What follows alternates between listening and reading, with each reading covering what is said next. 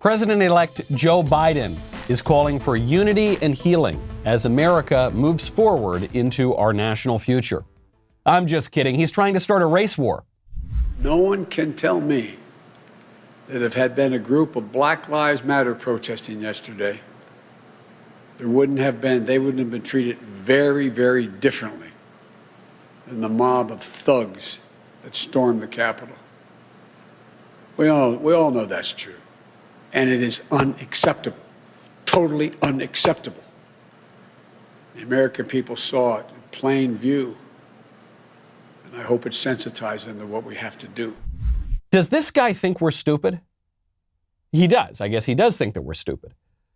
Does he think that we don't remember the last 6 months when BLM was permitted to burn down sometimes government buildings, more often private buildings, to loot basically with impunity? Very few people went to prison. And the few people that did go to prison, what happened? Joe Biden's vice president posted a fundraiser for their bail fund.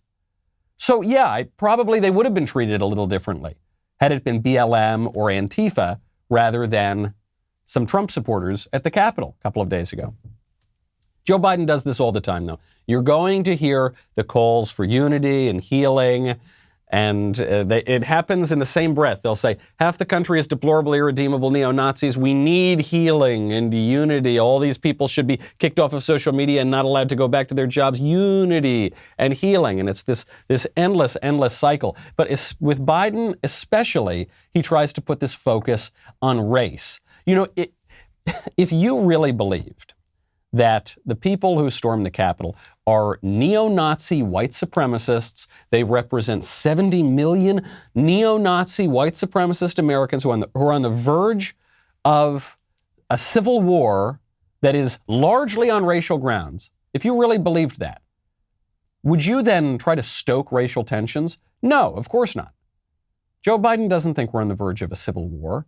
Joe Biden just thinks stoking racial tensions is a good way to score political points. He's been doing it for a long time. Do you remember, what was it, 9 years ago now, when Joe Biden said that Mitt Romney,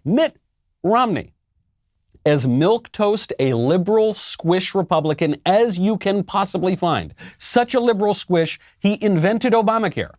Such a liberal squish that when he was running for Senate against Teddy Kennedy, he disavowed Ronald Reagan and George Bush. That guy, so squishy, but even he, nevertheless, wanted to put black people back in chains, according to Joe Biden. Look at what they value and look at their budget and what they're proposing. Romney wants to he said in the first 100 days, he's going to let the big banks once again write their own rules. Unchain Wall Street. They're going to put you all back in chains. Wants to put you all back in chains. Unity and healing. Yeah, Mitt Romney. Every single Republican to the right of Mitt Romney, namely all of them and some Democrats too, they support slavery. Yeah, vote for me. Unity and healing. Joe Biden is not the only one who is doing this. Nancy Pelosi doing this as well. President Trump has 12 days or something left in his term. Nancy Pelosi is calling to remove the president immediately through the 25th Amendment. Yesterday, the President of the United States incited an armed insurrection against America. The gleeful desecration of the U.S. Capitol, which is the temple of our American democracy, and the violence targeting Congress are horrors that will forever stain our nation's history, instigated by the President of the United States. That's why it's such a stain. In calling for this seditious act, the President has committed an unspeakable assault on our nation and our people. I join the Senate Democratic leader in calling on the Vice President to remove this President by immediately invoking the 25th Amendment. If the Vice President and the Cabinet do not act, the Congress may be prepared to move forward with impeachment. That is the overwhelming sentiment of my caucus. Oh, well, the overwhelming sentiment of your caucus and $1.50 will get you a cup of coffee, because that's not the purpose of the 25th Amendment, and absolutely Mike Pence is not going to invoke it. The 25th Amendment is a procedure for the removal of the president should he be incapacitated, unable to discharge the duties of his office. President Trump is discharging the duties of his office just fine. I know that Nancy Pelosi is very upset about this, but there is absolutely, talk about upsetting constitutional norms and historical precedent, there is absolutely no justification for invoking the 25th Amendment. But then did you hear what she says at the end? At the very end, she says, if not, we're going to move forward with impeachment. You people already tried that, and it didn't work because it was a completely ginned up charge over nothing, and it was the fifth iteration of the coup d'etat that Democrats had been trying to launch since Trump was campaigning and the Obama administration was spying on him illegally. After that, they tried to, well, for one, they colluded with a foreign power, namely Russia, to put together this bogus Steele dossier to continue their legal assault on Trump. Didn't go anywhere. Mueller investigation didn't go anywhere. They cook up this Ukraine thing, didn't go anywhere. They ignored the legitimate corruption in Ukraine from President-elect Joe Biden. Still doesn't go anywhere. Why would they want impeachment? If you really believe that half of this country supports Donald Trump and Donald Trump's a Nazi, so therefore half the country is a bunch of Nazis, if you really think they're ready for armed insurrection, that's what they keep calling this,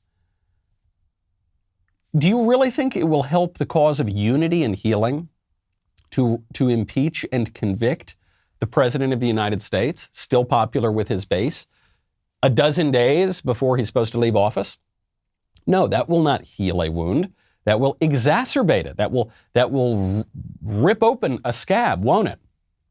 What would be the point of that? Well, one, the Democrats are hoping to provoke the right so that they can have further justification to clamp down. They're already doing it. They're deplatforming conservatives in a very large scale, which we'll get to in a second. There's another procedural aspect to this as to why the House would try to impeach. President Trump, assuming he only gets this one term, President Trump can still run again in 4 years. And President Trump has intimated that he might run again in 4 years. If he is impeached and convicted, he can't run again in 4 years. And so there actually is a long-term political benefit for Democrats, even though, as a practical matter right now, he's not going to do anything in 10 days. But in the long term, if they impeach and convict him, and right now they might have the political will to do it because a bunch of squishy Republicans are going to blame Trump for every evil that befalls the country, and they're going to blame Trump for the riot at the Capitol, and they're going to completely ignore BLM and the 6 months of rioting that burned down a bunch of the country, but they're just going to focus on this one act as the sole aspect of political violence in the country, even though, frankly, it is a relatively minor aspect given what we saw in 2020. Still bad, still unacceptable, but relatively smaller than what we saw for the rest of the year. And they'll try to convict him, and that way he won't run again. And what this says to me is they still fear the guy. Even after all of this, after Trump's self-inflicted wounds, and there have been many of them, and after every attack that Democrats have tried to lobby on him, they still fear this guy. They fear that he has a constituency that the establishment Republicans do not.